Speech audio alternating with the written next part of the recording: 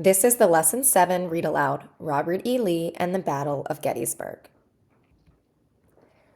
After 2 days of fighting, the cornfields around Gettysburg, Pennsylvania were all destroyed, so that one could hardly tell that there had been crops there at all. Green, grassy pastures trampled by so many boots and horse hooves were now nothing but mud. The trees in the forests had lost their leaves, and many were burned or simply blown to bits by cannonballs. In short, all around Gettysburg was a wasteland, but the battle was not over yet. It was past midnight. The date was July 3rd, 1863.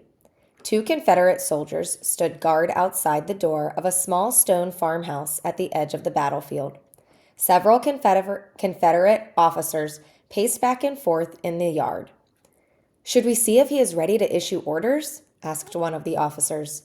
"No, don't bother him. Lee will let us know when he is ready," said another. Inside the house, a man stood hunched over a table, studying a map by candlelight. This was not a very old man, just 56 years old, but constant war and worries had brought new wrinkles to his face. General Lee was far more thin and frail, or weak, than he had been just 2 years before.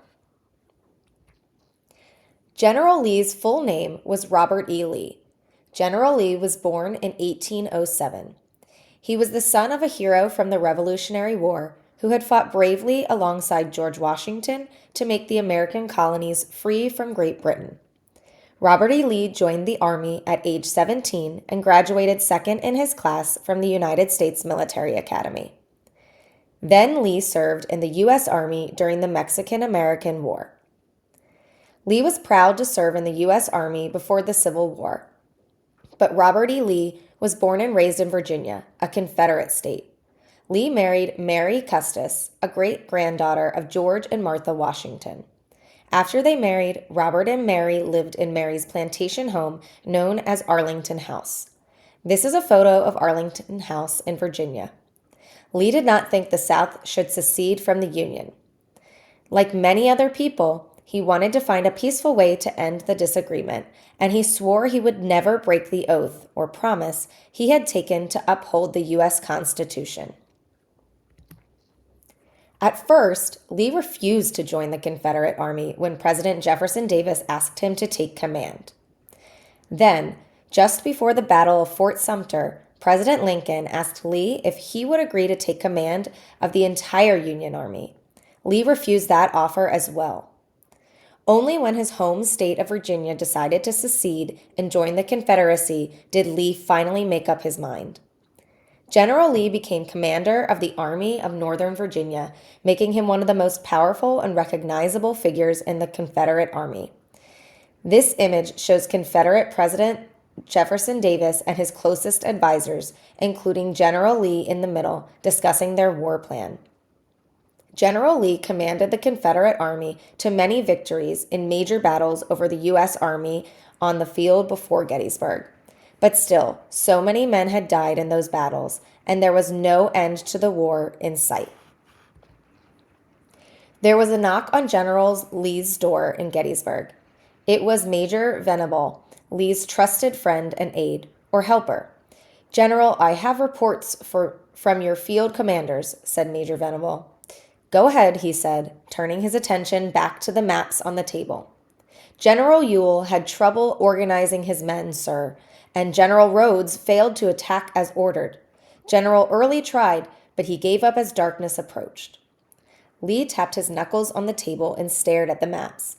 There had been nothing but bad news all day. After 2 days of fighting, the Union Army held the high ground. Its soldiers and cannons spread in a tight line atop a long ridge, refusing to budge no matter how fiercely the Confederates attacked. The Union Army was on higher ground than the Confederate Army, so they had a better position and ability to see. "I have made my decision," Lee said. "We will strike at the heart of the Union line, at Cemetery Ridge, and divide their forces. Then the rest of our army will attack on the left and right." In the morning, Lee rode out to greet his soldiers. Later that morning, though, things did not go exactly according to Lee's plans. The Confederate forces attacked, hoping to break through the Union lines and send the enemy retreating from the field. Lee knew that if he succeeded, the South would have a chance to win the war.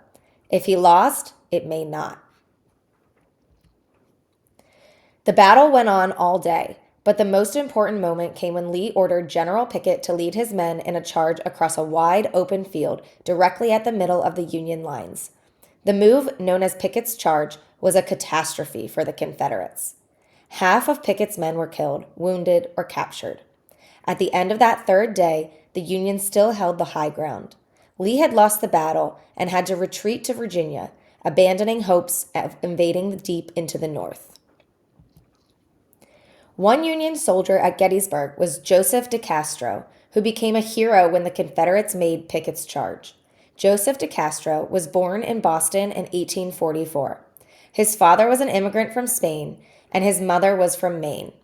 His father died when Joseph was 14 years old, and after that, Joseph got into a lot of trouble. We don't know what Joseph did, only that he was accused of being stubborn. But he was sent to a school where older boys like him were treated very, very cruelly. The people who ran this school got into trouble themselves for being so cruel, and Joseph was released after a few months. He worked as a waiter to earn a living. Then, at the age of 17, he joined the Union Army and was made the flag bearer for his regiment. As flag bearer, Joseph stood at the front of his regiment and guided it around the battlefield. Being the flag bearer was even more dangerous than being a regular soldier. Joseph and his regiment fought in some of the toughest battles of the Civil War, including Gettysburg. Joseph demonstrated his bravery with the other Union soldiers as they defended themselves from Pickett's charge. General Pickett's soldiers had their own flag bearers who were leading the Confederate charge. Joseph rushed out to fight one of the Confederate flag bearers.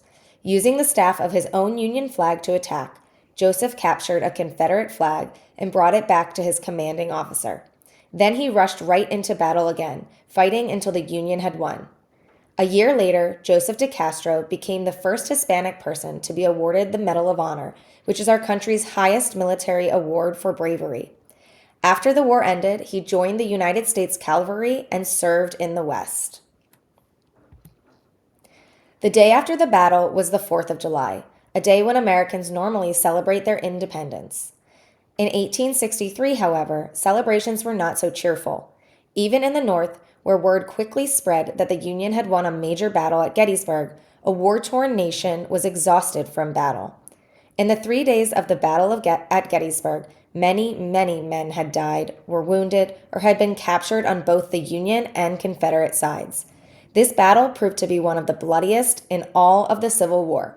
With all that bloodshed, few people on either side found reason to celebrate.